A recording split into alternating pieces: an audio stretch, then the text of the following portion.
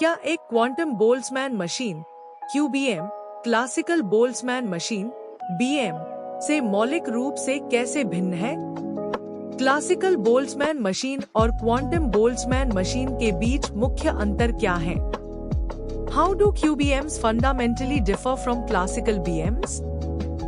What are the core distinctions between quantum Boltzmann machines and classical Boltzmann machines? QBM versus classical BM fundamental differences. आज हम बात करेंगे quantum machine learning के एक बहुत ही fundamental सवाल की, वो है क्वांटम बोल्ट्जमैन मशीन QBM अपने क्लासिकल काउंटरपार्ट यानी क्लासिकल बोल्ट्जमैन मशीन BM से मौलिक रूप से फंडामेंटली कैसे अलग है। इसे एकदम फ्रेंडली तरीके से समझते हैं। तो दोस्तों, सबसे पहले ये दोनों ही Boltzmann machines generative AI models हैं।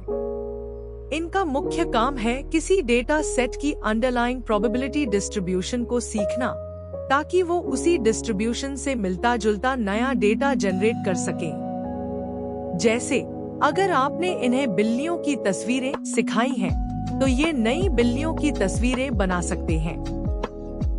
तो अब आती है मौलिक अंतर की बात। Variables units. क्लासिकल BM में न्यूरॉन्स या यूनिट्स होती हैं, जो क्लासिकल बिट्स की तरह काम करती हैं, यानी वे या तो 0 पर होती हैं या 1 पर एकदम डेफिनेट स्टेट में। QBM में ये यूनिट्स क्यूबिट्स होती हैं। और क्यूबिट्स की खासियत क्या है?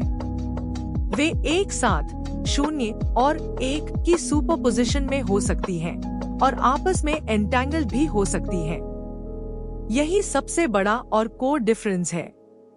Energy function versus quantum Hamiltonian, ऊर्जा फंक्शन बनाम क्वांटम हैमिल्टनियन। क्लासिकल BM एक क्लासिकल एनर्जी फंक्शन पर आधारित होता है। ये एनर्जी फंक्शन बताती है कि कैसे न्यूरॉन्स आपस में जुड़े हैं और कौन सी कॉन्फ़िगरेशंस ज्यादा स्टेबल हैं। QBM में ये एनर्जी फंक्शन एक क्वांटम हैमिल्टोनियन बन जाती है। इस हैमिल्टोनियन में क्लासिकल टर्म्स जैसे क्यूबिट्स के बीच के कनेक्शन तो होते ही हैं, लेकिन साथ ही क्वांटम टर्म्स भी होते हैं। ये क्वांटम टर्म्स जैसे ट्रांसवर्स फील्ड, ही सुपरपोजिशन और क्वांटम टनेलिंग जैसी क्वांटम फिनोमेना को इंट्रोड्यूस करते हैं, जो क्लासिकल BMs में नहीं होते। सैम्पलिंग इक्विलिब्रियम, सैम्पलिंग और संतुलन। Classical BMs classical thermal equilibrium तक पहुंचने के लिए Markov chain Monte Carlo MCMC जैसी सैम्पलिंग टेक्निक्स का इस्तेमाल करते हैं। QBMs क्वांटम थर्मल इक्विलिब्रियम यानी एक क्वांटम गिब्स स्टेट तक पहुंचने के लिए क्वांटम इफेक्ट्स का फायदा उठाते हैं।